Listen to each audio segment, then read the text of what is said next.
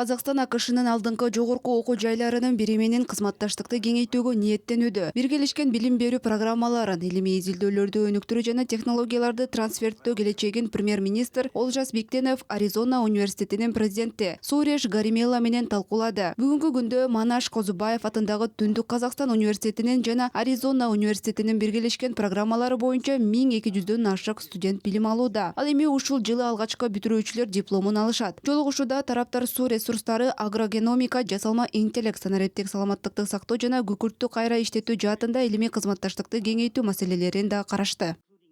Kazakhstan is a good example because of Биз өнөктөштүктөрдү кылдаттык менен тандайбыз. Ал эми Казакстан эң сонун мисал. Бул өлкөнүн өнүгүү ыргагы, демографиясы, жайгашкан орду жана өлкө жетекчилигинин билим берүүгө, кадрдык потенциалды жана экономиканы өнүктүрүүгө көрсөткөн чоң кызыгуусу менен байланыштуу. Land Grant макамына университеттер катары биздин кызмат кылуу миссиябыз дүйнө жүзү боюнча жайылтылат жана Казакстан менен өнөктөштүк анын маанилүү бөлүгү болуп саналат. Казакстан үчүн биринчи ири эл аралык университеттик өнөктөш болуу биз үчүн чоң сыймык. the first large international partner university for the country of Kazakhstan. Премьер-министр ошондой эле Жапониянын бизнес федерациясынын Кейданрен делегациясы менен жолугушту. Тараптар соода, экономикалык жана инвестициялык кызматташтыкты кеңейтүү, ошондой эле санариптештирүү, логистика, энергетика жана технологияларды өнүктүрүп берүү жаатында биргелешкен долбоорлорду ишке ашыруу маселелерин талкуулашты. Бүгүнкү күндө Жапония Казакстандан Чыгыш Азиядагы негизги соода экономикалык өнөктөштөрүнүн бири болуп саналат.